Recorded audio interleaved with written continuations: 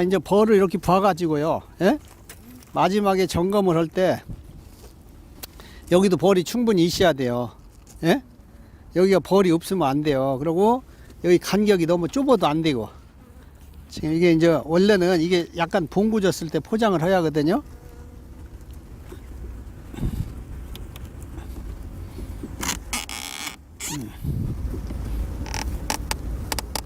이 정도. 새끼가 이제 다 나왔나 모르겠다. 옆으로 놓으세요.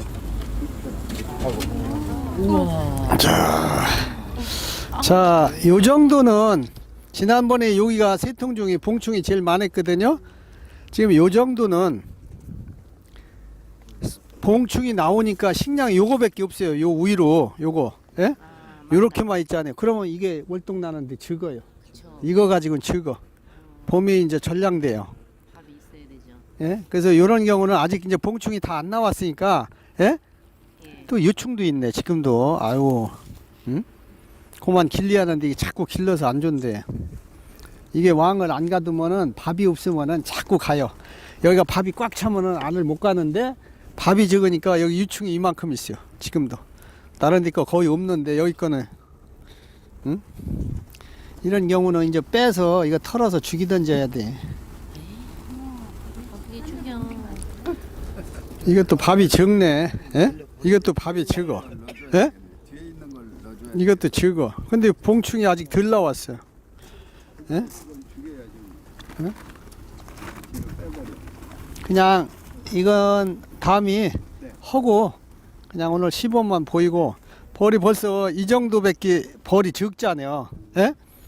이쪽 가세가 벌이 요 정도 붙은 거 가지고는 월동 나는데 약해요. 예? 차라리 이걸 털어서 임해해 주는 게 나 이런 경우는. 예? 이렇게 내가. 한쪽으로 맞는데. 근데 이게 이제 이런 것 때문에 지금은 빼기가 아까우니까 그냥 놔뒀다가 다음에 벌써 저 아래 봉충이 많이 죽었잖아요. 예? 보온이 안 되니까 죽어서 그래요. 추워서.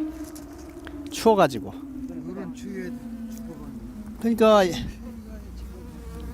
자 이제 요게 그냥 산매가 충분하게 된다 하면은 이제 포장을 할 때는 여기 벌들이 벌써 추운데 자꾸 많이 나와. 이렇게 나오면은 자꾸 연기를 해서 제압을 살살 해줘요.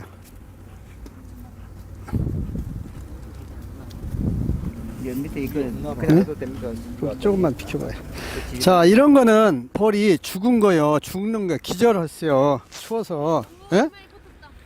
자, 이런 거는 지금 그냥 놔두면 다 죽어요. 이 벌이. 저도 맞으시도. 예? 이 벌이 다 죽는데 요거를 주워다가 넣으면은 살아요. 어디로 나요? 예? 여기로?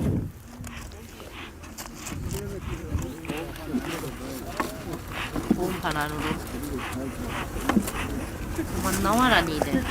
이게 왜 이렇게 넘어왔지? 언제 건드렸지 벌을? 아니요. 예? 지금 지금 건드렸는데 이렇게 벌이. 예? 이 앞이를 좀 잘하고 있어요. 지금 안 나오잖아요. 이제 나오네. 이 안에 있는 벌은 털어줘야 돼요. 죽으니까.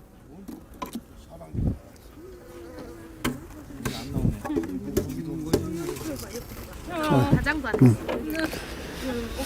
자, 여기 있는 거 이게 벌을 자꾸 건드려서 출 때 움직이면 이게 죽어요.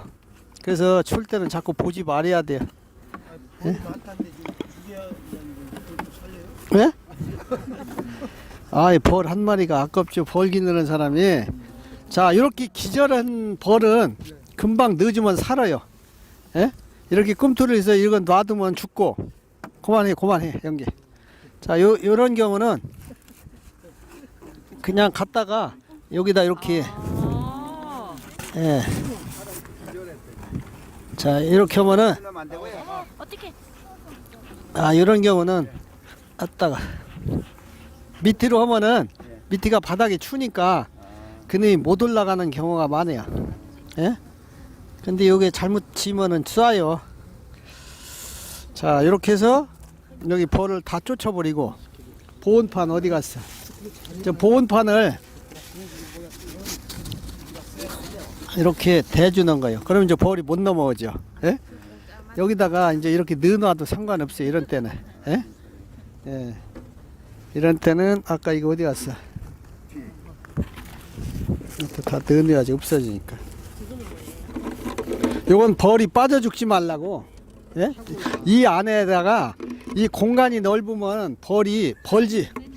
이 안에다 이런 덧집을 장뜩 지어. 장뜩 지으면은 벌이 다니기가 나쁘고 여기다 새끼도 기르고 또 사양액 줬을 때 죽는 게 많아. 그래서 이렇게 해서 공간을 줄여 놓으면은 이렇게 좁으면은 벌들이 여기다가 덧집을 안 지어요. 그래서 이거 넣어주는 거야. 연기 살짝 해, 살짝. 연기 살짝. 여기 여기다. 제대로 안 들었구나. 양쪽 옆에. 다 해. 뭐해? 나보고 지금 보조 열심히 하고 있는데 양쪽 옆으로 오케이. 제대로 해라. 어떻게 가르쳐줘? 양쪽 옆에. 자, 이렇게 하고 이제 개포를 덮고, 이거는 이제 그 아까 식량이 적어서 나중에 바꿔줘야 돼요. 예? 요거는 그냥 이제 식량이 충분하다, 벌도 충분히 산매가 된다 할 때 이제 이렇게 해서 포장을 해주는 거야. 이게 어디가? 예, 이렇게 놔두면은 이제 추우면은 잘 안 넘어와요. 아주 따뜻하지 않는 이상은 뒤에다 놔도 원래는 식량 소비를 빼버려야 돼. 자, 이렇게 하고서 요 보온 덮개를 이제 덮어줘야 돼. 여기다가. 예? 속에다가. 예, 예. 아니 뒤에 저 섭이 하나 있는데. 아 그거 자, 너무 많아서. 예. 자, 이렇게 하는데 만에 하나 여기다 여기 이런 거로다가 이제 보온판을 대주잖아요. 예? 그럼 요 공간이 있다나, 예? 여기도, 예? 공간이 있으면 어떻게요? 문을 조금 열어놓은 거나 마찬가지 아니에요. 예? 이런 경우는 이거 이제 보온판을 딱 댔다 하면은 이런 경우는 이렇게 해야 돼요. 이렇게 봐. 보온 덮개 개포 없나 하나? 저기 하나 있네, 저기. 자, 이런 경우는 겨울에 추운데 이렇게 틈바구니로 바람이 들어오잖아요. 예? 그럼 문이 조금 열렸으면은 잘 안 맞으면 어떻게 해요? 문풍지. 문풍지 달죠. 그렇죠. 그러니까 이것도 문풍지를 달아주면 좋아. 예? 바람이 덜 들어오게. 그러려면 문풍지를 하려면 이 보온 덮개 한 겹 정도만 해. 이게 두 겹이 이어진 거라 좀 안 좋네. 이렇게 해서 요 정도쯤 남게 해. 양쪽이 똑같이. 이렇게 해야 이렇게 손으로 딱 짚기가 좋아. 그러고서 여기 밑에를 딱 이렇게 지어. 예? 올려서. 그러고서 이렇게 해서 이제 딱 넣어. 예?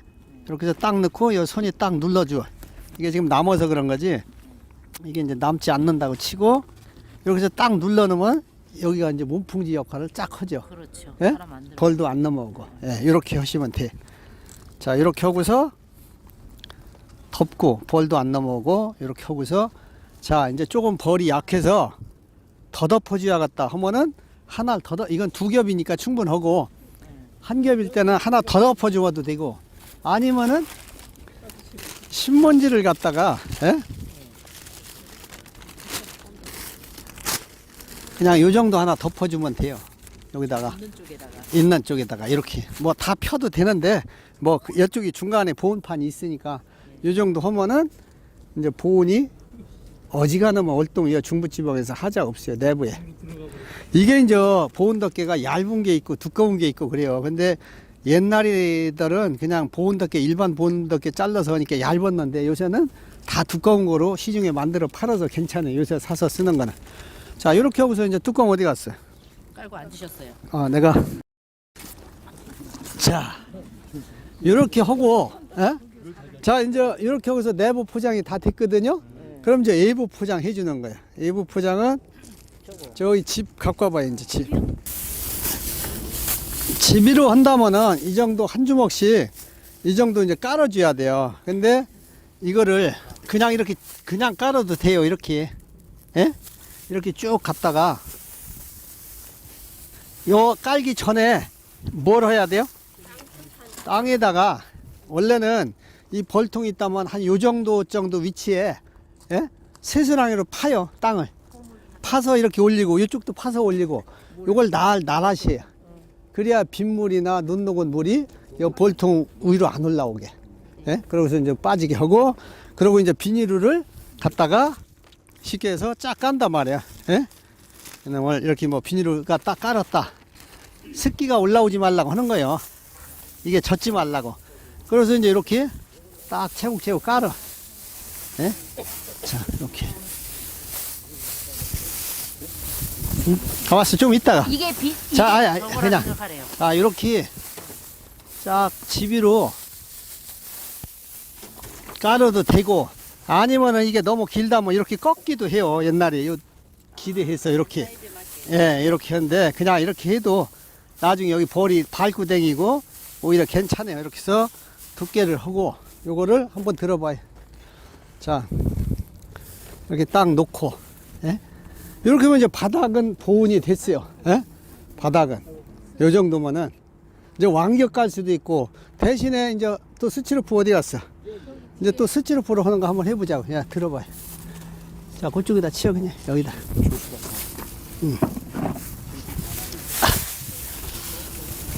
오늘 일당 세. 자, 스티로프를 깐다고 하더라도 밑에다 비닐을 깔고 이걸 이제 이렇게 딱 놔. 예? 그리고 이제 볼통을 또 들어서 놔. 안 넣어도 될 것 같아요. 아니, 안 놔. 아, 왜 고생을 하실까? 자, 놓고 저기 아까 가지고 온 거. 예, 줘봐요. 자, 이런 거는 조수 진짜 오늘 조수다. 샌드위치 판넬을 버린 거 잘라다 쓰는 거예요. 아, 이 열선만 하나 사면은 이렇게 자르면은 깨끗하게 잘라져요. 토비로 자르는 것보다 깨끗하게 그냥. 예? 자, 열선으로. 자, 요 벌통은 뚜껑이 여기가 두께가 요 두께가 양쪽이 있거든요. 예? 무슨 얘기인지 알죠? 그러면은 요거를 그놈을 올려봤더. 이놈을. 자, 거기다 놔 일단. 자, 여기다가 이렇게 이거는 100mm요. 너무 두꺼워. 그래서 이걸 조금 킨 거예요. 반. 그게 50mm나 요건 한 60mm 되겠네. 요걸 갖다가 여기다 딱 끼워줘. 예? 그러고서 요놈을 갖다가 딱 끼르면 딱 맞아. 근데 이게 지금 은박지를 붙여서 조금 이제 연이 안 붙인 것보다는 지금 덜 오므려드는 거지. 요 정도 해서 딱 이놈을 끌어놓고 또 요놈 갖다 대고 또 끌고 또 끌고 그렇게 하면 쉬워요. 그리고 딱 일렬로 맞추고. 자, 채워줘야지. 이제 그것도 해야지. 스티로프 통은 이게 조금 벌어져야 좋아요. 왜? 여기가 이게 붙으면은 고속도로를 내요. 쫙. 예? 하나 들어가면은. 그래서 그런 경우는 이렇게 두꺼운 걸 갖다 해주면은 볼통과 볼통 사이가 벌어지잖아요. 예? 그러면 이제 여기서 나왔다가 여기서 놀고 왔다 갔다 하는데 이로 계속 뚫지는 않아. 그래도. 예? 내가 해보니까. 예. 그래서 그렇게 하시면 되고. 자, 바닥이 이게 이제 아까 지비로 했을 땐 칩이 딱 눌려서 바람이 안 통했는데 스티로프 통을 하니까 여기가 바람이 떠. 이런 경우는 이 다리가 30mm 정도 돼요. 30mm 스티로프를 오려서 밑에다가 스티로프 본드로 붙여도 되고 아예. 그렇지 않으면 스티로프를 잘라서 여기다 이렇게 밀어넣어. 은박지로? 예? 은박지. 아니 스티로프로. 예. 이렇게 해서 눈으로 보이는 걸 얘기한다는데. 그냥 내가 이렇게 이제 갖고 왔는데 이게 왜 자꾸 자 이렇게 살짝 들고서 요 길이 딱 맞던 거예요. 예, 요거 이제 3겹 정도 넣어야 딱 맞아요. 이게 10mm 짜리니까 20mm밖에 안 되잖아요. 30mm를 여기 맞게 잘라서 두었다가 그렇게 해도 돼요. 예? 30mm 짜리 갖다가 요거 두께가 30mm 정도 되니까 그 두께 요 길이만큼 해서 자 이렇게 해서 여기다 깔아주면은 바닥을 딱 맞게 해주면은 공기가 안 들어가고 따뜻하죠. 예? 그럼 이제 바닥도 되는 거죠. 그렇지 않으면 이제 어떤 사람은 여기다가 그냥 앞이만 막는 거예요. 카시미로 이불 같은 거를 잘라서 여기만 쫙 바람 안 들어가게. 예, 이렇게 대준 것만은 못 오지만 그렇게 하고서 이제 보온덮개 어디 있어? 보온덮개가 너무 좋아. 자, 자, 야, 여기다 해봐. 자, 뒤까지 내려야지. 자, 보온덮개를 뒤까지 내려도 되고, 이거를 이제 그냥 하나로 해도 되고, 이렇게 반 접은 상태로 그냥 내려봐요. 조금 더 저쪽으로, 예. 더 끌고 가서. 자, 그놈 또 갖고 와. 저쪽 거 갖고 와. 저쪽을. 자, 이놈을 또 이제 한 겹을 반대로 이놈을 가지고 이쪽으로 이렇게 내려주면 됩니다. 예? 길면. 아니, 이제 또 이쪽은 이렇게 덮고, 요런 상태로다가 또 이렇게 덮으면은 요까지 내려오잖아요. 출입구가 막히면 안 돼. 예? 출입구가 막히면 안 돼. 가만히 있어. 터널을 저기서 하나 갖고 올 건데 그렇다. 예? 한 장으로 해가지고 번거롭게 하고 한 장으로 해가지고 덮으면은 그 기장을 한 장으로 해도 덮는데 남아요. 하나를 펴서 하면 넘어. 보온덮개가 많이 남아. 너무 많이 남아서 저로 내려가면은 눈목을 빗 묻은 게 이제 젖으면은 잘 안 말라요. 그러고 말하자면 그냥 차라리 이렇게 하면은 여기가 이제 더 덮이고 괜찮아요. 그렇게 해도. 대신에 이제 보온덮개를 이 지역에서는 이제 내부를 얼만큼 했느냐에 따라서 3겹을 덮을 수도 있고 4겹을 덮을 수도 있어요. 예? 그러면은 제일 위에다가 마지막에는 비닐을 또 하나 덮어 주셔야 돼. 왜? 이게 비 오든지 눈이 오면은 녹은 물이 배에서 위만 젖으면 좋은데 자꾸 속으로 배 들으면은 겨울에 안 말라요. 안 맞나요? 예, 그래서 기온도 떨어지고. 예, 그러니까 한 겹 그 위에다 덮으면은 복사열이 생겨요. 예? 복사열이 생겨서 낮이 이제 겨울이라도 여기가 따뜻했다가 해지면은 금방 추우면은 공기 중에 있는 습이 쫙 비닐 안에 했던 게 젖고 계속해서 안 좋아. 그러니까 이제 요거 한 겹 정도 벗기고서 여기다가 비닐을 덮고 다시 덮고. 그래서 이렇게 덮고 또 위에다 덮으면은 바람이 이게 가만히 있지도 않아요. 예, 예. 중간에 덮으래서 비닐을 예. 중간에 위에 하나 할 때. 요만큼. 그리고 이제 비닐은 절대로 요 바닥서부터 이렇게 해서 요 위까지 하나로 통일을 하지 말아요. 왜요? 그러면은 따뜻해서 좋은 대신에 결로 현상 생긴 습이 날아갈 데가 없어요. 그러니까 바닥 따로, 위에 따로. 예? 그러면 여기도 이제 이만큼만 내린다 하더라도 이런 데로 습이 공기가 통하니까 열이 통하니까 뭐 결로 현상 생겨서 습이 많이 생길 염려가 없어요. 예?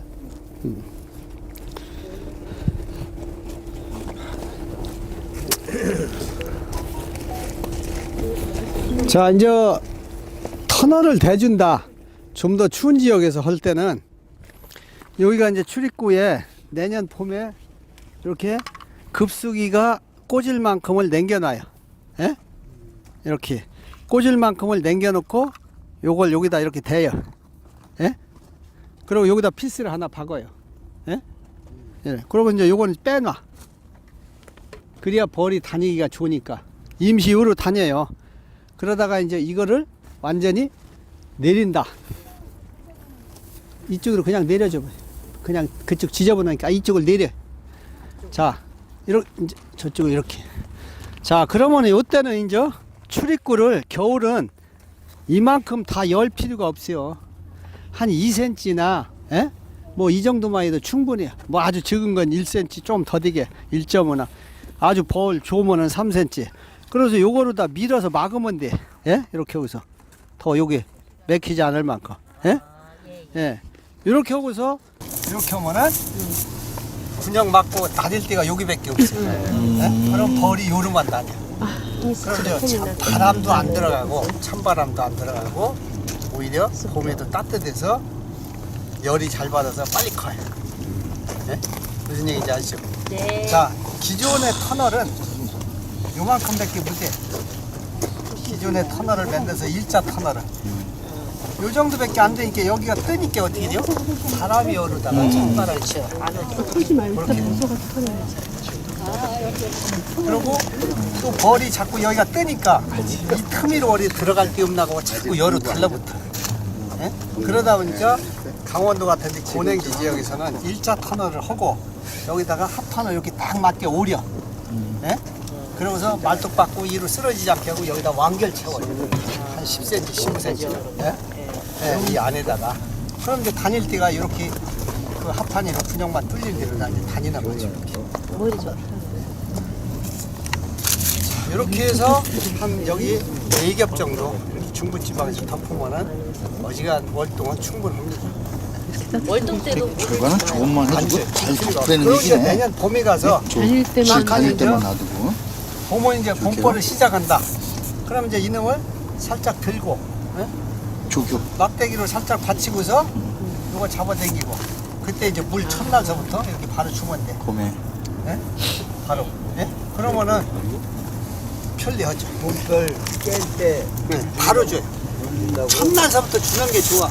왜 그러냐면 월동 나고 나서 새끼가 없더라도 더운 물 줘야 되나? 아니야 그냥 찬물 주세요. 야는 자연이라. 서로 얽기도 없건데 뜨끈뜨끈하게 근데 이제 속이라도 풀게. 이거를 내려주기 때문에 영하 10도가 내려도 괜찮습니다. 아니 이걸 내려주면은 이 벌이 열이 나는 공기가 출입구로 나와서 이게 얼지 않아요. 근데 그렇지 않고 봄에 이 터널을 안고 벌을 기르면은 되게 요 정도만 내리거든요. 더 내리기가 어려워요. 자꾸 이게 벌탄이. 그럼 이렇게 해서 요게 조금만 덮이는 정도가 되면은 영하 5도 이상 되면 이게 깨져버려요. 얼어서. 그 뭐 1, 2도, 영하 1, 2도는 괜찮은데 2, 3도는 5도 되면은 이게 많으면 여기 쫙 갈라서 못 쓰게 돼요. 새끼 있을 때는 물을 물러가죠. 새끼 있을 때. 근데 이제春기가 그러니까 지금은 새끼가 있는 게 안 좋아요. 지금은 길러도 아까 바닥에 여기도 죽은 게 많이 있었거든요. 여기도. 예? 그게 진드기나 가시형해가 있어서 거기가 불구가 많이 생겨요. 그러니까 진드기나 가시형해가 없는 상태에서 늦게 태어나는 거는 그냥 병이 없으니까 나와서 제대로 벌노릇을 하는데 그중에 진드기가 많다, 가시형해가 많은 거는 마지막에 가서 그런 윙 바이러스가 옮겨서 피해가 많아요. 그럼 터져 나오는 중에 뭐 절반이나 3분의 1이나 4분의 1이 다 불구된다. 그 길르나 많아요.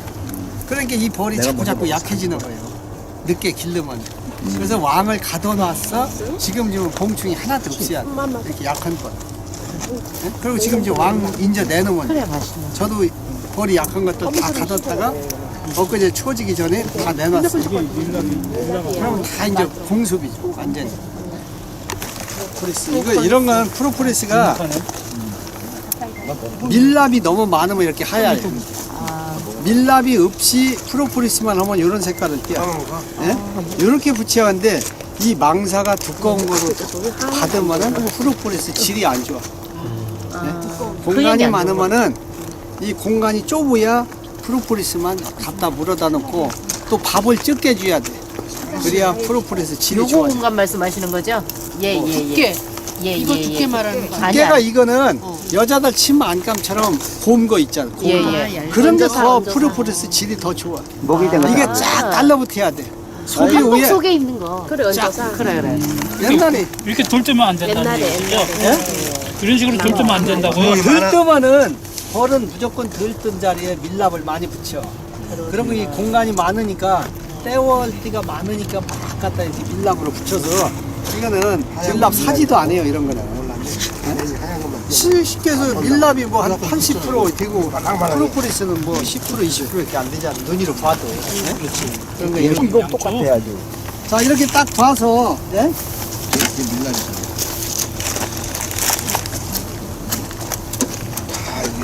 여기 벌이 이렇게 붙었으면은 네?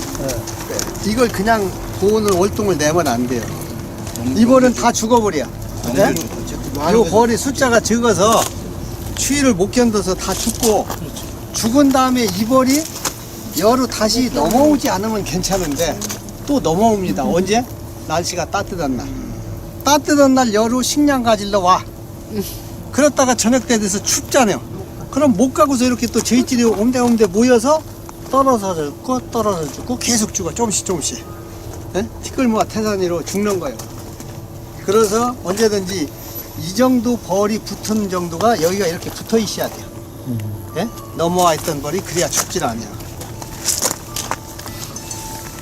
그러면 그 소비를 빼야 되는 거야?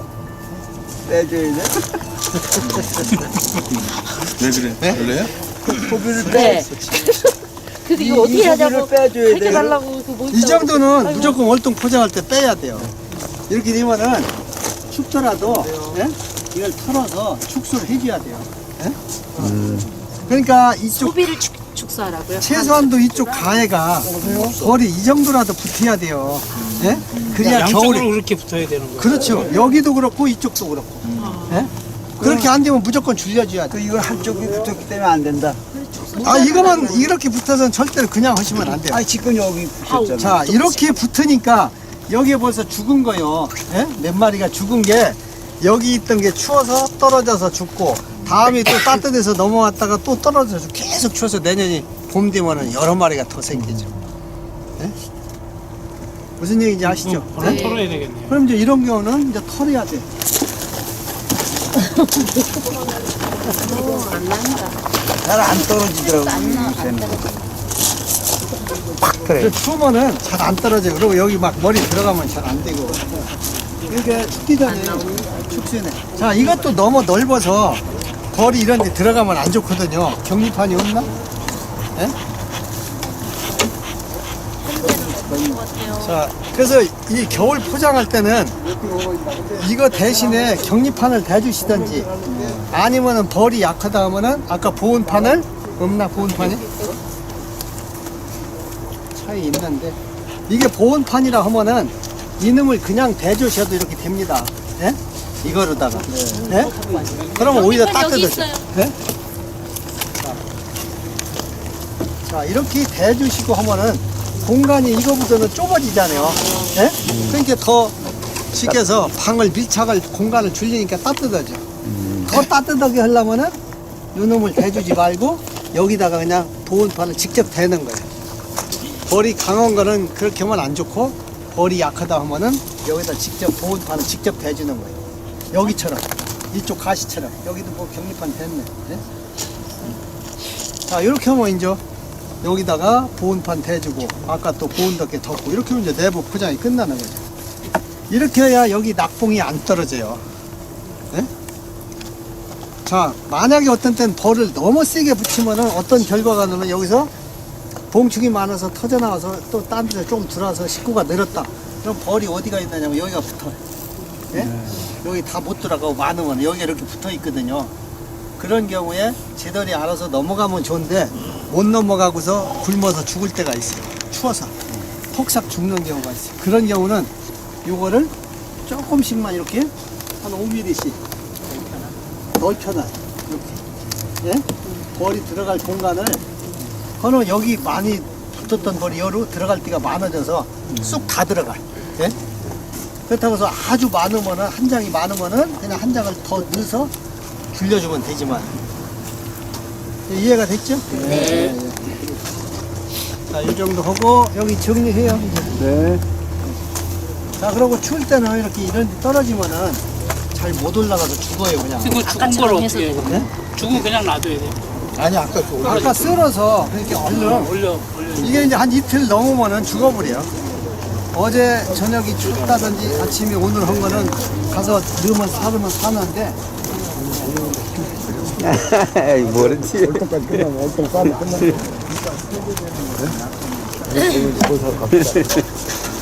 저 같은 그건 죽은 벌은 그냥 놔두면 됩니까? 완전 죽은 거는? 완전히 청소. 자기들이 이제 물어내고 아, 그렇습니까? 네. 너무 많으면 주워내죠. 너무 많아서 출입구가 막히면은 그리고 아까 사용돈 그냥 그 자리에 놔두면 그냥 이 뒤에다 놓으면 됩니다.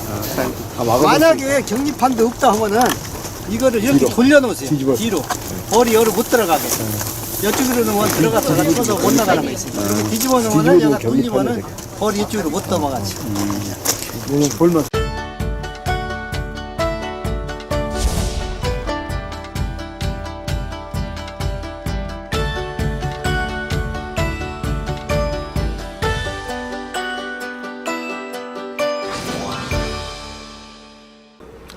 자, 또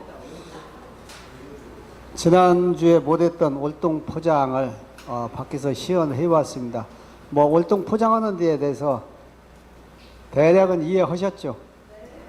초보자들이 월동 내고서 죽는 경우가 많다 보니까 월동을 어떻게 해야 되나 걱정하는데 벌 숫자만 한 장에 많이 붙여주고 식량만 충분하고 보온 기본적으로 어지간히 해주면은 겨울에 죽지는 않습니다. 근데 겨울에 죽는 거는 습기가 많다든지 아니면 진드기를 잘 못 잡아서 진드기가 몸에 붙어 있는 게 많다든지 하면은 죽어요. 왜? 겨울에는 벌들이 가만히 봉구처럼 형성되어 있어야 하는데 진드기가 몸에 붙어 있으면 어떻게 돼요? 자꾸 체액을 빨아먹으니까 사람이 조그만 부시럼만 나도 가려워서 죽어서 자꾸 긁는데 몸뚱이 진드기가 체액을 빨아먹으니까 어떻게 돼요? 근지럽고 막 할 거 아니요.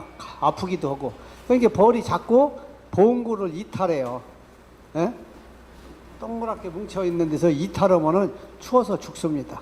그래서 자꾸 월동이 잘 안 나요. 예, 그래서 요새 진드기를 잘 잡아주셔야 하는데 갑자기 이렇게 예년보다 일찍 기온이 추워지다 보니까 진드기를 마지막에 11월 중순에 헐락했던 사람들이 나도 그렇고 다른 사람들도 그렇고 허지를 물려서 조금 걱정스러워요. 그래서 날씨가 추워지면은 이제 비냉볼이나 또 아니면은 옥살산이나 이런 걸 가지고 훈중을 해주면 됩니다. 왜? 그거는 온도가 12도 이하에서 옥살산 종류는 휘산이라고 해서 이 날아가면서 진드기를 죽일 수 있는 살충력이 생겨요. 온도가 높을 때는 그게 약해. 개미산은 높을 때 한 25도 전후가 좋고 옥살산은 12도 이하가 될 때 날씨가 오히려 지금처럼 추워질 때 하는 것이 정석이다. 이렇게 알으시면 되겠어요. 고맙습니다.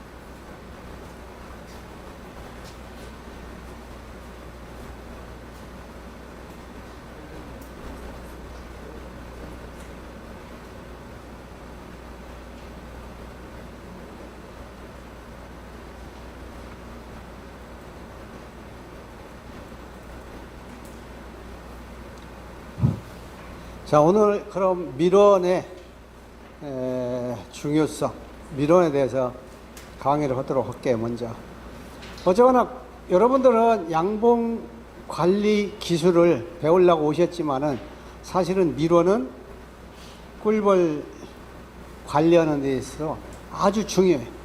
그러니까 기술이 없어도 꿀만 계속 들어주면 벌이 잘 됩니다. 왜? 꿀이 들어오면은 저녁에 선풍 작업을 하고 선풍 작업을 하면은 벌통 안에 온도가 높아서 자기들이 온도와 습도를 높이기가 수월하고 여건이 좋으니까 그냥 벌이 잘 돼. 기술이 없어도. 그러고 분봉 터지고. 이런데 꿀이 안 들어오면은 적절하게 밥도 줘야 되고 관리해야 되고 여러 가지 많아요. 지난번에도 얘기했지만은 초보자가 밀원이 좋은 데 있는 사람들은 한 통 가지고 10배로 늘리는 사람이 있고 5배로 늘리는 사람이 있고 그래요. 그런데 아무리 기술이 뛰어나다고 하더라도 벌이 많고 밀원이 없으면은 3배 늘리기도 쉽지 않습니다. 네? 사실은. 그래서 상당히 밀원이 중요하다. 자, 바늘은 실이 있어야 가치를 발휘하고 실은 바늘이 없으면은 쓸모가 없어요. 그래서 밀원과 꿀벌과는 바늘과 실 같은 존재다. 제가 이렇게 표현을 합니다. 자, 지구상에는 약 35만 종의 식물이 있는데 꽃이 피는 생물이 약 25만 종. 이 중에서 우리나라에 약 4,600여 종의 관속식물 중에 2,500여 종의 경제적 가치에 있는 식물이 있다. 밀원식물로는 그 중에서 한 500여 가지가 있는데 그 중에서도 꿀을 뜰 수 있는 거는 몇 종류 안 되고 나머지는 뭐 그냥 그 자기들 먹이라든지 뭐 이렇게 화분을 뭐 제공한다든지 이런 정도의 어떤 밀원으로서의 제공만 하고 있는 거죠. 자, 유럽에는 13,000년 전에 마지막 빙하기를 겪으면서 어떻게 보면 빙하가 덮으니까 지구상을 모든 식물이 다 죽어버려요. 그러다 보니까 그 위에 태어난 식물들만 있다 보니까 종이 우리나라보다 적다고 합니다. 식물학자들 얘기로는. 자, 우리나라는 삼면이 바다다 보니까 저쪽에 시베리아에서부터 빙하가 내려오다가 바다에는 덜 춥다 보니까 이게 오면서 녹업이라서 우리나라는 빙하가 덮치질 않았어요. 예, 그래서 우리나라 식물이 다양합니다. 그러니까 여러분들도 꿀을 팔 때 다른 유럽이나 이런 데보다는 우리나라 식물이 다양해서 이런 데서 꿀을 물어온 거기 때문에 더 값어치가 있다. 이렇게 하셔도 됩니다. 자, 통당 생산량에서 캐나다 같은 데가 높은 편이고 중국도 높은 편이에요. 통당 평균 한 75kg, 한 3말 정도 뜨는 거예요. 캐나다 사람들은.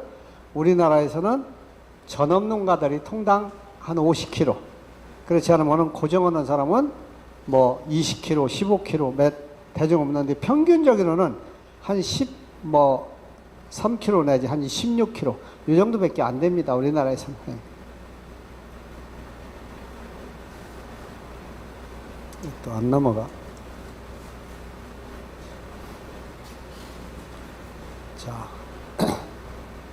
밀원식물은 꿀과 화분을 수집해서 생활해가는데 이러한 꿀 화분을 제공하는 식물을 밀원식물이라고 합니다. 한문으로 꿀밀자예요. 꿀밀자. 예. 밀원의 종류는 주밀원이 있고 보주밀원이 있어요. 보주밀원은 글자 그대로 그냥 먹고 사는데 보탬이 되는 이런 밀원은 보주밀원이라. 주밀원은 그 꽃에서 아가시아나 유채나 뭐 밤이나 자기들이 먹고 남아서 꿀을 우리가 생산할 수 있는 것을 주밀원이라고. 우리나라에서 그 나라마다 주밀원이 조금씩 틀립니다. 자, 일본 같은 데는 우리나라처럼 아가시나무가 많지 않아요. 왜? 아가시나무가 천근성이라고 해서 뿌리가 깊이 들어가지 않으니까 태풍이 자주 오는 일본에서는 아가시나무 심어놓으면은 산사태의 주범이고 그놈이 떠내려와서 다리나 이런 데 하천을 막아버려서 큰 범람을 하기 때문에 오히려 아가시나무를 심지 않습니다. 그래서 땅속으로 깊이 들어가야 이놈이 태풍에 견뎌서 괜찮지만 아가시나무는 뿌리가 양옆으로만 뻗어서 힘이 없어요. 바람 세게 불으면 팍 넘어가 버려요. 예.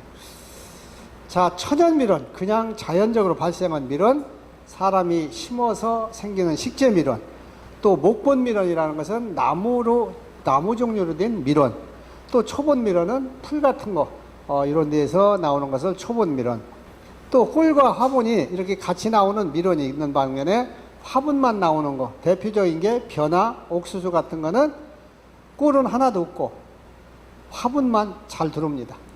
농작물 밀원, 쉽게 해서 참깨나 들깨나 뭐 해바라기나 이런 농작물 밀원이 있는 방면에 잡초가 뭐 이게 또 밀원이 되는 게 꽤 많습니다. 또 과수 밀원, 사과나 배나 복숭아나 밀감이나 뭐 매실이나 이렇게 과수 밀원이 있고, 화훼 밀원, 뭐 세르비아라든지 아니면은 하다못해 채송화도 꿀이 꽤 나요. 이런 것도 화훼 밀원이 되고 여러 가지 꽃들이 많이 있습니다. 뭐 접시꽃도 있고, 사료작물 밀원, 또 녹비작물 밀원, 뭐 가축에 사료를 주기 위해서 대개 뭐 크로바라든지 알팔파라든지 이런 것들이 사료작물 밀원이 되겠죠. 녹비작물도 있고, 여러 가지 뭐 나누기 따라서. 우리나라의 주밀원은 아가시, 떼죽나무는 중부 이남 쪽에 많아요. 제주도도 있고. 그래서 여기서 많이 뜨는 지역에서 꿀이 잘 날 때는 3번 내지 4번 뜹니다. 떼죽나무에서 거제 같은 데도 많고, 하여튼 남쪽에서 지리산 주변, 또 이쪽으로 서해안이 와서는 보령 쪽에 이쪽까지 떼죽나무가 꽤 많은데, 이 충청도만 해도 떼죽나무가 꿀이 남쪽보다는 적게 납니다. 어쨌거나 이것도 꽃 필 때 기온이 높아야 잘 나요. 자, 뻔나무, 특히나 뻔나무가 요즘에 지방자치 시대가 되면서 상당히 뻔나무가 많이 심었어요. 그래서 상당히 양봉인들한테 도움을 주는데, 요게 꽃이 피면은 꿀도 들어오고 번식이 잘 됩니다. 또 한 가지는 요놈 번식이 잘 될 때 아가시아 예역봉을 만드는 적기가 돼요. 그래서 뻗꿀 피면은 번식이 잘 돼서 증수 넣었다 하면은 3일이면은 거의 한 장이 다 산란이 귀산란을 가요. 4일까지 기다리기 전에 증수를 또 내야 될 정도로 벌만 있다면은 그 정도로 잘 갑니다. 근데 매년 이게 반음수 식물이라서 산속에서 새들이 뻗지 따먹고 가서 똥 싸서 계속 늘어나고 있어. 그래서 매년 10% 이상씩 늘어나지 않는가 이렇게 생각이 듭니다. 그래서 앞으로 10년 후에는 우리나라의 아가시나무 다음에 제2 밀원이 될 확률이 높습니다. 자, 그 다음에 피나무가 우리나라 오대산이나 설악산이나 저쪽에 강원도 고냉지 지역만 있어요. 근데 외정시대 일본 사람들이 요거를 연필 만드는 데 최고의 좋은 나무가 피나무예요. 결이 좋아서. 그래서 그때 큰 나무는 다 벼갔어요. 공출 다 해갔는데 지금은 다시 커가지고 수십 년이 지나다 보니까 지금은 오히려 또 피나무가 그쪽에 꽤 많은데, 단지 우리나라에서는 피나무가 좋은 밀원이지만은 7월에 장마 때 꽃이 펴요. 그러니까 비 올 때 꽃이 피니까 아무 어떻게 보면 값어치가 없어져요. 그래서 우리나라에서는 좀 별론데, 대신에 북한 지나서 만주 쪽에 가면은 이 우리나라 장마전선이 올라가다가 거기 가서는 소멸시켜 없어져 버려요. 없어지니까 거기는 비가 안 와요.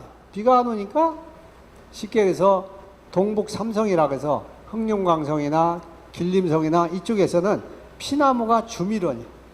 백두산 쪽에서 주밀원인데 통당 40kg 내지 50kg 정도 뜹니다. 우리 아가씨꿀 뜨는 것처럼 그 정도 떠요. 거기서 주밀원. 자, 유럽에도 주밀원이 아가씨하고 피나무예요. 피나무가 상당히 좋은 밀원이다, 이렇게 알으시면 되겠어요. 뭐 감로골, 작년하고 재작년에는 우리나라에서 미국 선녀벌레가 들어와서 사상 유례 없는 감로골이 나와서 3번, 4번, 때로는 뭐 5번까지 이렇게 채밀도 한 사람이 있는데, 올해도 감로골이 잘 날 줄 알았는데 그 정도는 아니고 뭐 1번 내지 2번 정도 이렇게 채밀을 한 사람들이 있습니다. 자, 대추나무도 우리나라의 보은 쪽하고 저쪽에 경상도에 경산 쪽에 대추가 집단위로 하는데, 여기서 대추나무에서도 꿀을 뜹니다. 뜨는데 밀원수 중에는 제일 꽃이 오래가는 밀원수가 대추나무가 아닌가 싶어요.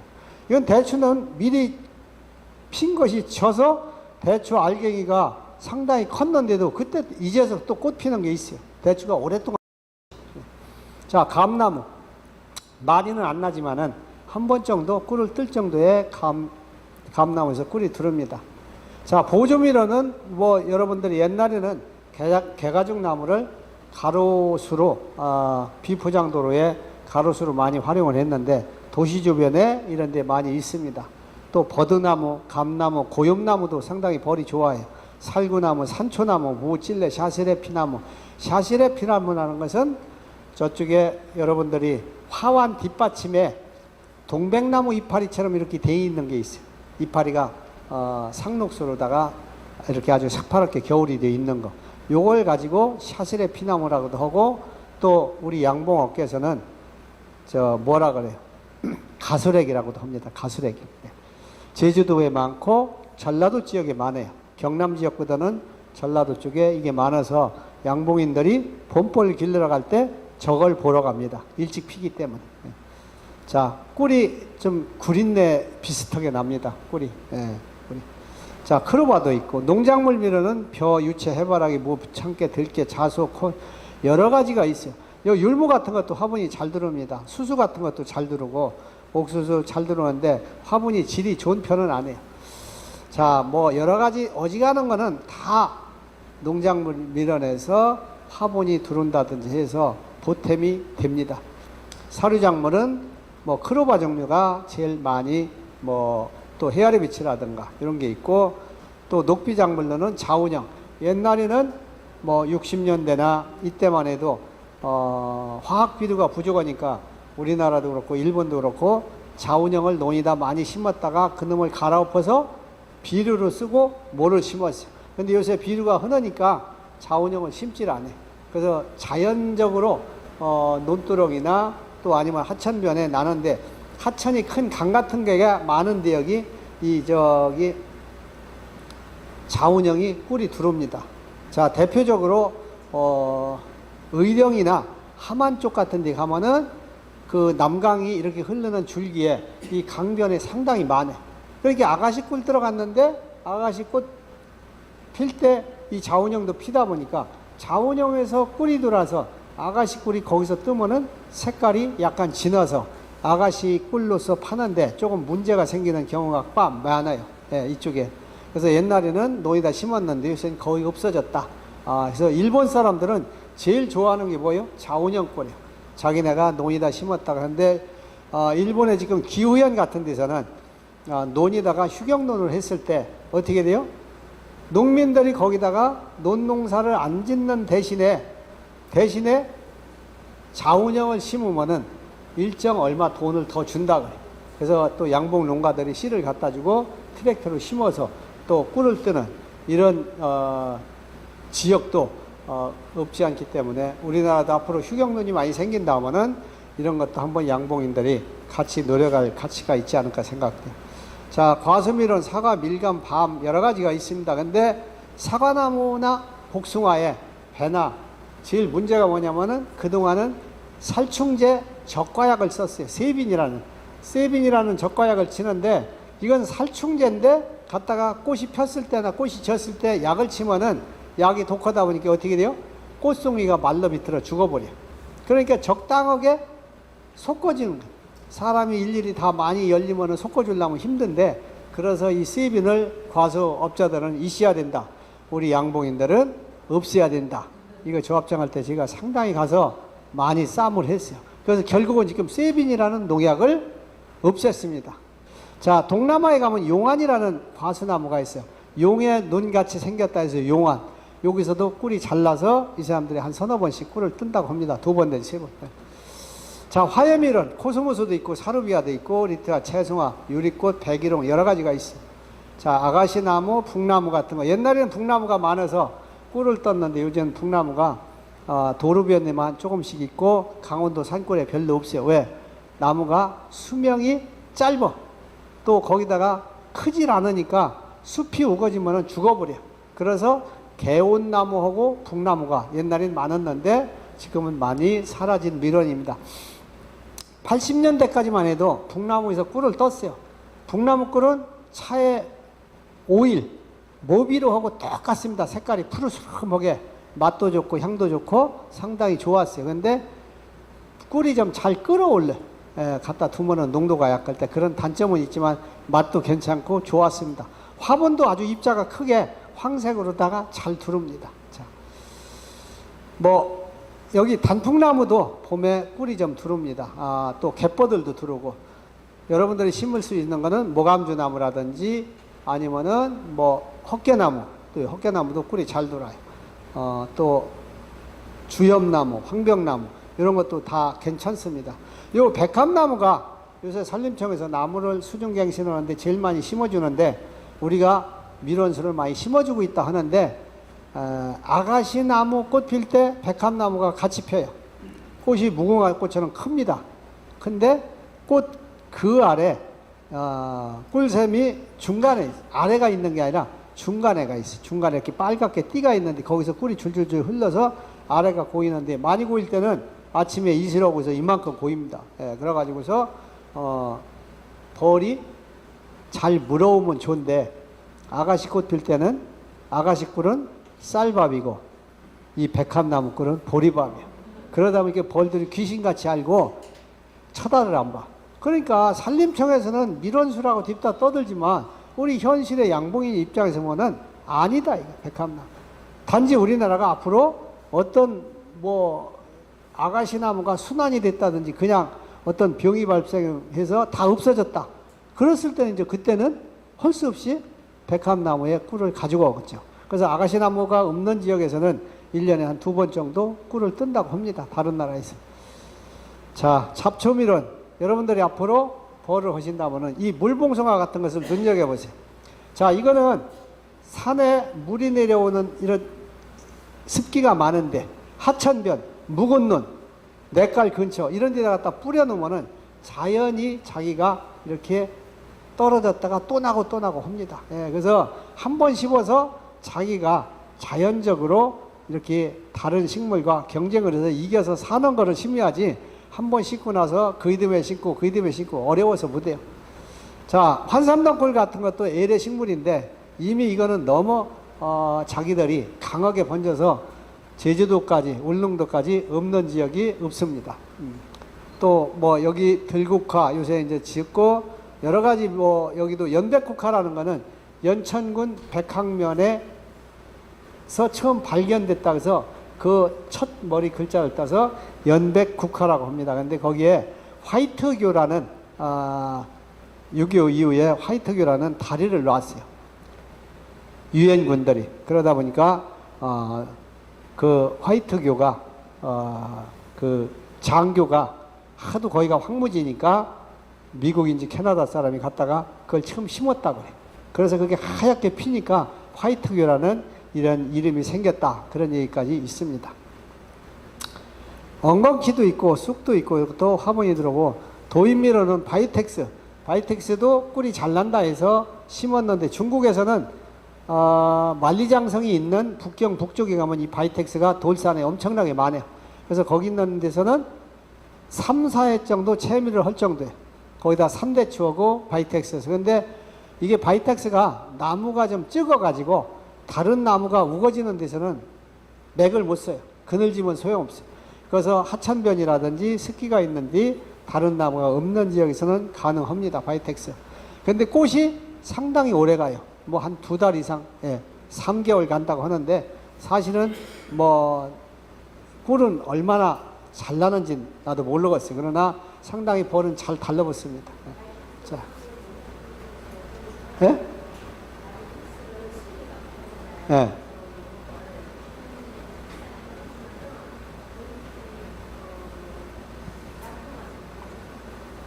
예, 어쩌거나 이게 꽃이 오래 가다 보니까 자주색 색깔이 피는데 오래 가니까 옛날 선배들도 저 나무를 갖다가 애국서 도입에다가 심었었습니다. 근데 사실 많이 심어서 누가 채밀할 정도에 그 정도 했다는 얘기는 없고 어쩌거나 보조민으로서는 괜찮습니다.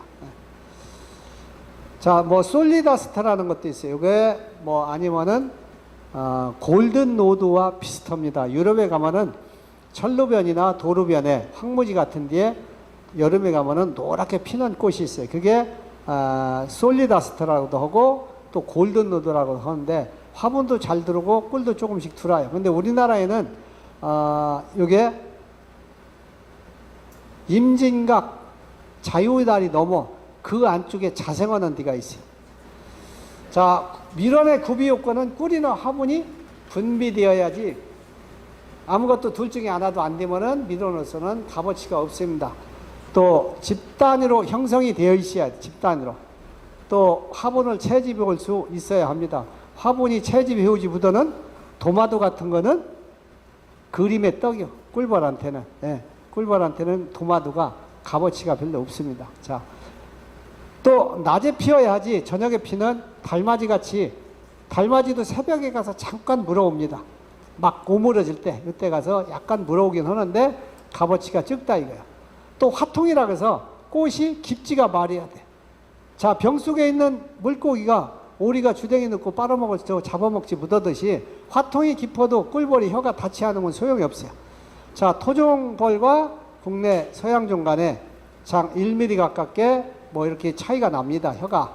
그러다 보니까 아가씨 꽃이 화통이 조금 깊은 편이라서 서양종은 가서 꿀을 잘 물어다가 꿀을 잘 뜨는데 토종벌은 그림의 떡이요.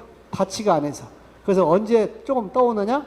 꽃이 다 져서 꽃잎이 떨어졌다든지 아니면 꽃이 시들시들해서 대가리 밀어박으니까 꽃이 벌어져서 조금 따온다든지 약간 따오는 정도지 그 나머지 잘 안 들어옵니다. 또 향기가 좋고 꿀로서 가치가 있어야 되고 꿀에 독소가 없어야 돼. 꿀 속에 독소가 있는 것이 대표적으로 네팔에 있는 진달래에서 뜬 꿀들이 독소가 상당히 많아요. 그래서 네팔 꿀은 우리나라에서 수입을 무디오게 돼 있습니다. 그래서 일부 여행객들한테 거의 가이드들이 꿀을 엄청나게 비싸게 해요. 왜? 돌 틈 같은 데에서 있는 거 말하자면 석청이라고 해갖고 한국 사람들한테 꿀이 오랫동안 자연적으로 있던 것을 채집 안 하면 어떻게 돼요? 마르고 또 꿀이 굳어가지고 사탕처럼 돼 있어요. 딱딱하게. 설탕 이렇게 개는 것처럼. 이렇게 해서 요런 꿀을 1kg에 뭐 엄청난 가격을 주고 사오는데 그놈 먹으면은 취해서 쓰러지면 뭐라 그래요? 명현 현상이 발생해서 그렇다. 이러는데, 예? 그랬더니 어때요? 다 잤어요. 그게 큰일 나요. 많이 먹으면 죽습니다. 거짓말 아니라. 그게 독성이 있어서 그래요. 독성. 그러니까 원래 약이라는 게 적절한 독을 몸이 무언 정도 되는데 그게 그런 독이 아닙니다. 그러니까 절대로 그거는 믿지 마세요. 그거는 절대로 그렇게 해서 진짜 많이 먹으면 죽습니다. 단지 여러 요인에 의해서 꿀이 분비되는 게 다 틀리는데 제일 많은 영향을 주는 게 온도예요. 온도. 자, 온도가 더울수록 꿀이 잘 납니다. 왜? 더우면은 식물은 광합성이라고 해서 햇볕을 받아서 양분을 많이 만들어요. 녹만을 많이 만들면은 그놈으로다가 꿀을 만드는 겁니다. 그래서 꿀이 잘 나요. 근데 이게 자기 꽃에 그 자기 꽃 피는 시기에 적정한 온도가 있어요. 이 적정한 온도가 돼 피는데 2, 3도만 높아지면은 꿀이 잘 나고 거꾸로 그 적정 온도에 2, 3도가 떨어지면은 완전히 이거는 꿀이 안 납니다. 그래서 모르는 사람들은 아우 아가씨 꽃 폈으니까 꿀 잘 나갔네. 근데 날씨가 냉랭하면은 그림의 떡이요. 꿀이 안 납니다. 동풍 불고 추면은. 그래서 언제든지 온도에 민감할 수밖에 없어요. 자, 가을에 피는 꽃은 낮은 온도나 일조량에 받아서 개화를 하고 또 언제든지 더울 때 온도가 높으면 농도도 좋아집니다. 농도가 좋으니까 물어오는 대로 꿀이 콱콱 불어나요. 그런데 묽을 때 기온이 낮을 때 들어오면은 꿀 자체가 묽으니까 이놈을 가지고 저녁 동안에 계속 날개로다가 부채질을 해가지고 밤새 말리고 나면은 아침이 푹 줄어버려. 예? 그래서 묽은 꿀이 들 때는 꿀이 잘 안 늘어납니다. 자, 높으면은 많고 낮으면은 적고 농도는 좋고 여기는 묽고 개화 기간은 보통인데 낮을 때는 꽃이 조금 하루나 이틀 정도 이렇게 길게 갑니다. 아주 낮으면은. 자, 대신에 온도가 높으면은 개화 기간이 짧아집니다. 자, 아가씨 꽃을 폈는데 29도, 30도 시흥 지역에서 올라간다. 이러면 꽃이 생각보다 일주일 갈 게 6일이나 때로는 5일이나 이렇게밖에 안 갈 수도 있어요. 5.5일이나. 네. 자, 밀원별로 제가 그동안에 양봉을 해가며 경험해서 요거 얻은 상식인데, 자, 유채는 18도에서부터 28도 될 때 잘 잘난다. 이렇게 보시면 되겠고, 최적 온도는 한 20도 넘어야 꿀이 더 잘 납니다.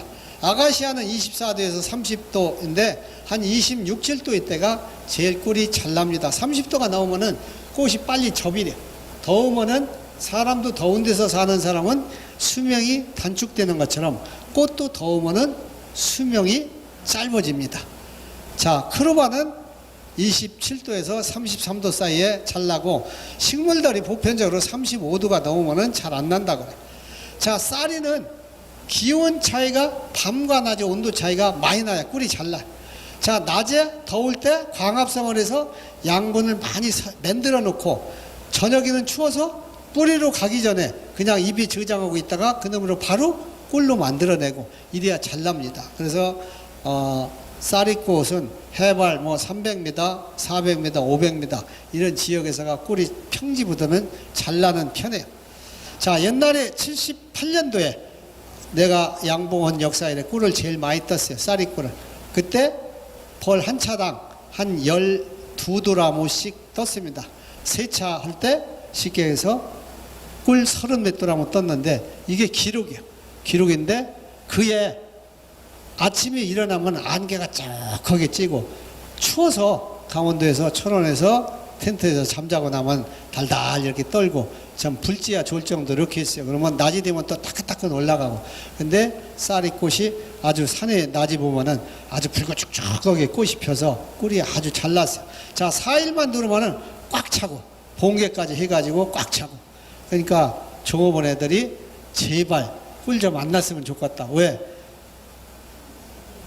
벌을 세차를 하니까 오늘 내일 모레 3일 꿀 뜨지 않아요. 그 다음날 4일째 되는 날 뭐라 해요? 꿀 뜨려면은 도라무가 있어야 하잖아요.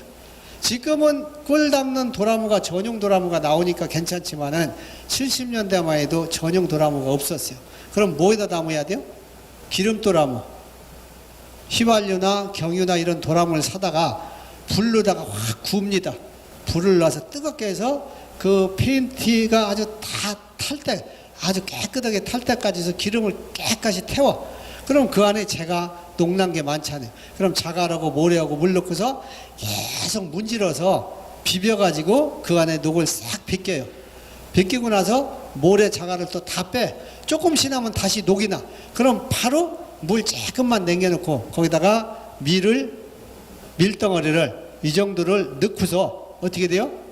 불에다가 살살 뜨겁게 달궈서 밀로다가 안에 코팅을 싹 합니다. 조금 너무 뜨거워서 타면은 밀냄새가 꿀에서 나기 때문에 아주 신경을 써서 해.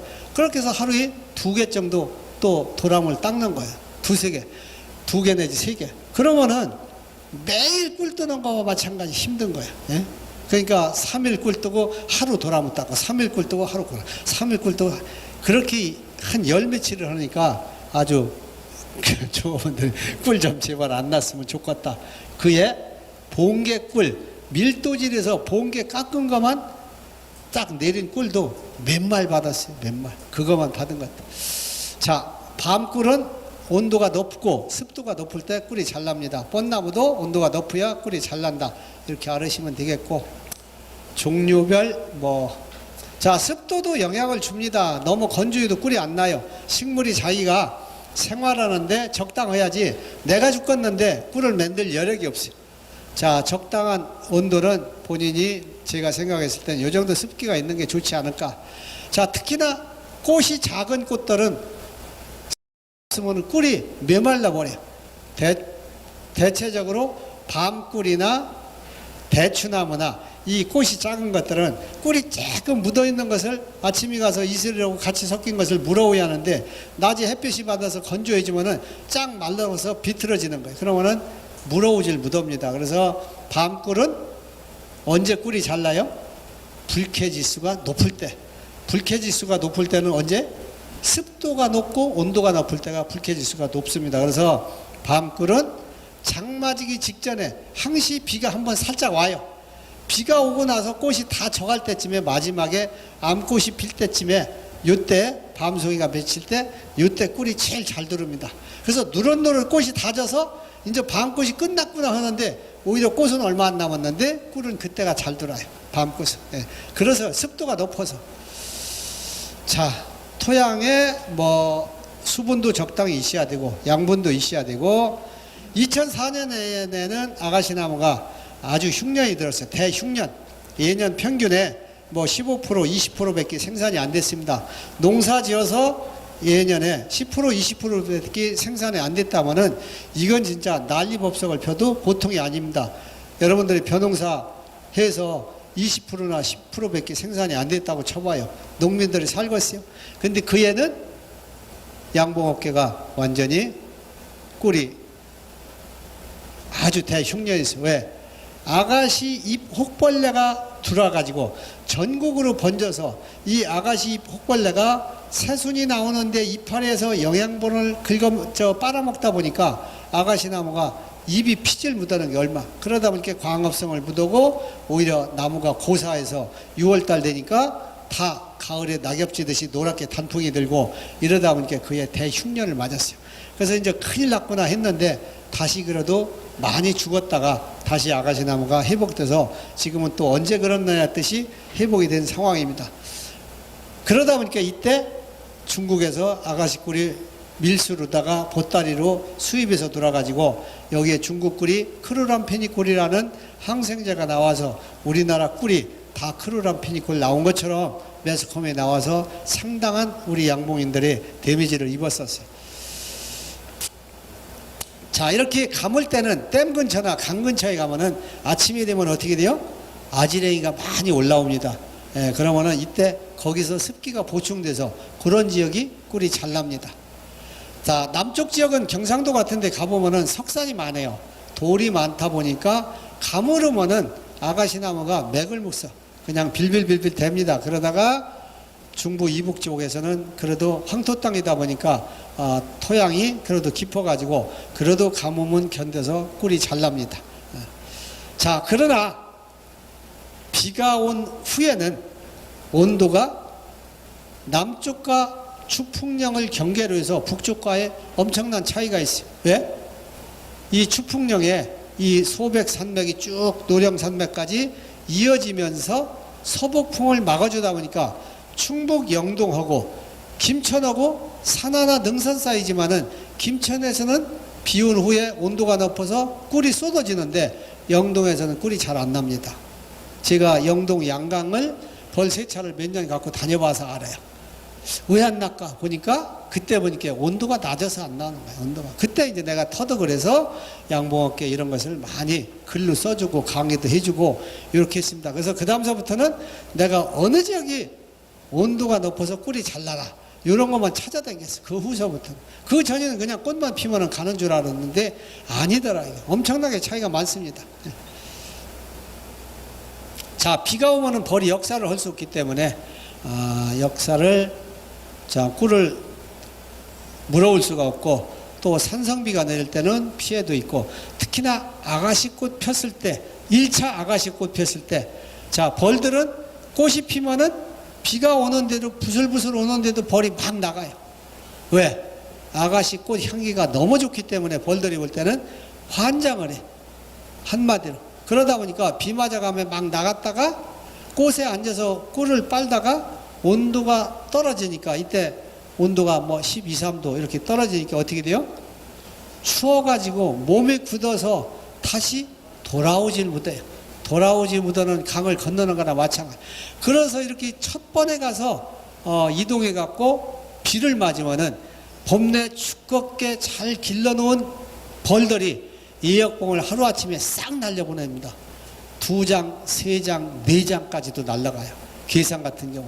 그러다 보니까 벌이 갑자기 썰렁해가지고 괴상을 단상위로 내린다든지 반위로 줄인다든지 막 이렇게 합니다. 3분의 1을 줄인다든지.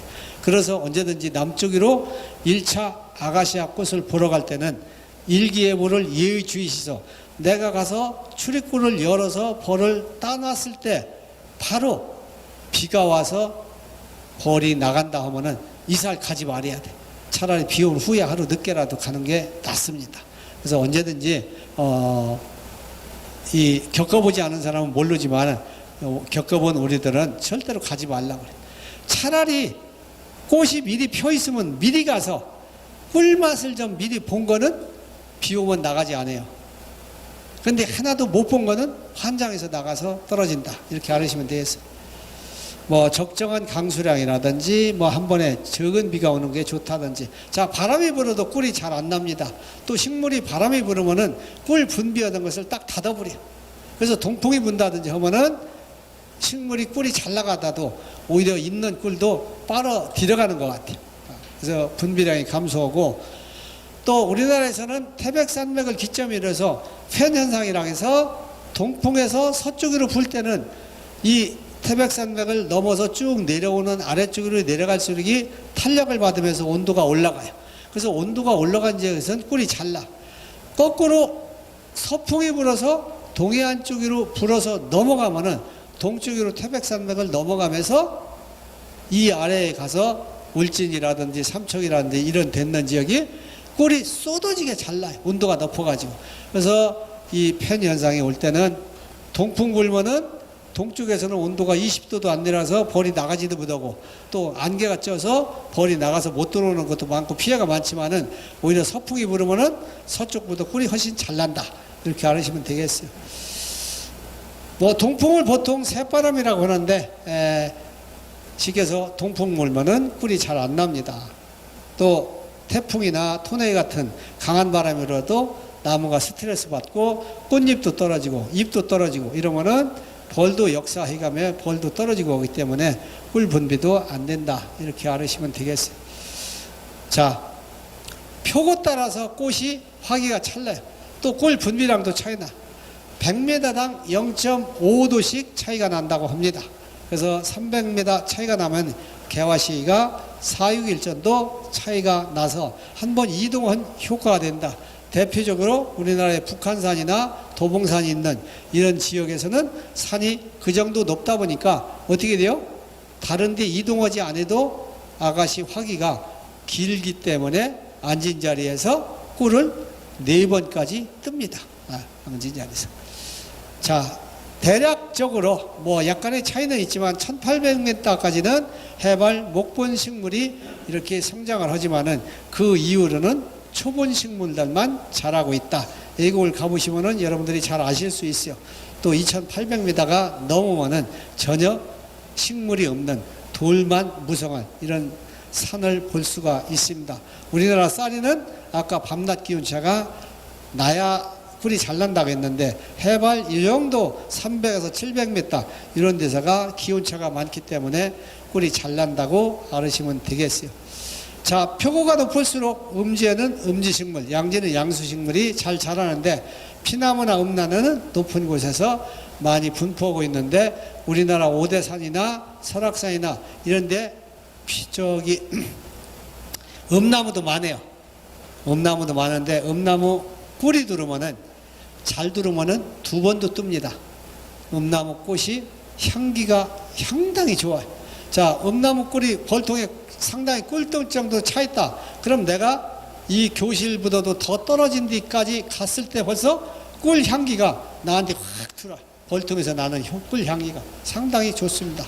또 그 음나무에 가지고 있는 그 말하자면 항산화 물질이 그 꿀 속에도 들어있다고 합니다. 그래서 음나무 꿀 떠가지고 한 대에 한 15만 원씩 이렇게 꿀을 파는데 15만 원이 얼마에 꿀 안 돌아오면은 얼마예요?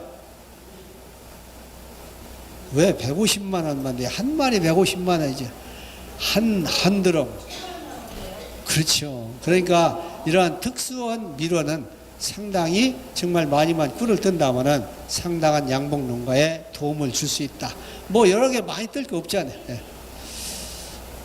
자, 주로 고산 지역에는 침엽수가 있고 낮은 지역에는 화렵수가 주로 분포한다 이렇게 돼 있고. 자, 봉건수와 밀원 면적인데 자, 벌반 꽃반이다 하면은 꿀이 잘 안 납니다. 그래서 나무에 가서 항시 벌의 역사하는 숫자를 자꾸 봐보려 돼. 하루아침에 그게 익혀지지 않습니다. 매년 봐서 내가 통계로 머릿속에 입력이 돼요. 아, 가보니까 벌이 왕왕왕왕 분봉 나온 소리가 난다. 그럼 이게 벌이 많아서 꿀이 잘 안 나요. 근데 벌이 잘 보이지도 않을 정도로 더러더러 역사를 한다. 그러면은 이게 꿀이 잘 납니다. 예, 잘 나. 예. 자, 그러고 식물은 수정이 되면은 쉽게 해서 나 볼장 다 봤어요. 내가 수정된 다음에는 꿀을 분비할 이유가 없어요. 예, 그래서 벌이 많아서 수정을 빨리 시키면은 끝난다. 대표적으로 철원이나 이쪽에 뭐 기마라든지 늦은 지역의 3차 밀원에 가면은 벌들이 마지막으로 그거로 다 모여요. 봉화에 춘향 같은 데로 또 마찬가지. 그러면은 꽃이 빨리 수정을 시켜줘 버려요. 벌이 워낙 많이 와서 움직이다 보니까. 그러면은 마지막에 꽃이 남아 있는데도 꿀이 분비를 하지 않습니다. 그래서 그런 지역은 잘 그런 것을 감안해서 이동을 하셔야 돼요. 자, 항시 벌 소리라든지 이렇게 다댕이는 것을 보면은 매년 보면은 알 수가 있습니다. 그래서 왜 그러냐면 벌이 어디 놔 있는지 사실은 양봉가가 다 헬리콥터 타고 다니며 보는 것도 아니기 때문에 알 수가 없어요. 그래서 단지 가서 밀원이 많은 데 가서 벌이 얼마나 왔나 적었나 온 소리만 보고 눈으로 확인하면 알 수가 있습니다. 자, 일부 지역에서는 또 양봉을 배우고 내 지역에 일부 벌들 오지 말아라. 장뜩 남는데 시계에서 나는 배불러서 밥을 한 양판 갖다 주면은 먹겠어요? 내 양밖에 못 먹는데 남는 밀원은 욕심을 넘어 내지 말아라. 제가 부탁을 드리고 또 전업농가들이 내가 가보니까 딴 데보다 꿀이 안 난다면 오라고 고사 지내도 안 갑니다. 꿀 들어 다니지 전시하러 가는 건 아니기 때문에 그래서 이런 거는 서로 정보를 공유해 가면서 같이 공생할 수 있도록 이런 마음가짐을 가져야 될 거로 봅니다. 자, 초기하고 전업농가들은 마지막 거 조금 남은 것만 피해주면은 전업농가들한테 큰 피해는 없습니다. 자, 토양도 토질이 좋아야 좋죠. 영양이 충분해야 꽃이 또 영양 생장을 하는 애가 있고 생식생장을 하는 해가 있습니다. 그러니까 이게 과일나무 같은 것을 적절하게 전지를 해서 솎아줘서 과일이 적정하게 맺으면은 매년 꽃을 이렇게 피지만은 그냥 다 놔두면 한 번에 꽃이 많이 펴서 열매가 많이 맺게 되면은 그 나무가 한마디로 기운이 다 빠졌어요. 기가 없으니까 그 다음에 씨를 맺어서 종족을 번식을 여력이 없으니까 그 다음에는 해거리 헌해서 열매를 꽃을 적게 핍니다.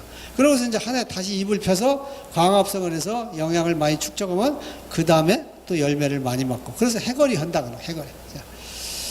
자, 알카리성 토양에서 꿀 분비와 당 함량이 특히나 높습니다. 특히나 크로바 같은 거는 이런 알카리 땅에서 잘 꿀이 분비가 잘 됩니다. 또 질소나 인산이나 칼륨이나 이런 부족한 땅에서는 꽃송이도 작고 꿀 분비량도 감소한다든지 개화기간도 짧다든지 특히나 쉬나무 같은 것은 수유나무로 두고 경상도에서는 소독나무라고 하는데 이 기름 짜서 옛날에 기름 없을 때 호롱불 키던 이 기름을 이거로다 조달했어요. 그래서 서울근교나 강화도 같은데 옛날에 임금이 강화도 가서 임시 거처하다 보니까 이런 데 많이 있습니다. 지금도. 그리고 저쪽에 충주 쪽에 가면은 우리나라 시멘트 그 광산들 있잖아요. 이런 지역에 석회석이 많아요. 석회석이 많은 지역에 이 쉬나무가 잘 자라고 꿀도 잘 나옵니다. 밀원별 좋아하는 토양 뭐 이런 사질 양토 뭐 참고로 알아주시고 수령 일찍 어린 나무가 일찍 개화하고 늙은 나무가 늦게 개화합니다. 또 성목이 되어야 꽃수도 많고 꿀 분비량도 많다. 동물이나 식물이나 노년계 늙으면은 정력도 약하지만은 꿀 분비도 저조하다. 또 쌀이나무는 산불이 난 후에 싹 타고 나면은 다른 나무들도 없고 오히려 병이 있던 것도 싹 죽고 이러다 보니까 쌀이나무가 산불 난 후에 꿀이 잘 납니다.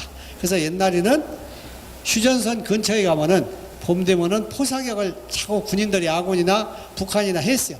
포사격을 해서 바짝 메말라 있는 상태에서 거기서 불이 납니다. 불이 나서 바람 타고 번지면은 끌 수가 없어요. 그냥 타요.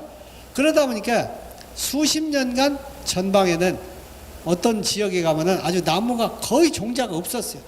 예? 거기 쌀이만 있는 거예요. 그러다 보니까 쌀이 꿀이 그때 잘 난 겁니다. 자, 지금 남북 통일이 된다면은 북한에 가면은 틀림없이 쌀이 꿀은 잘 뜬다고 보여야 돼.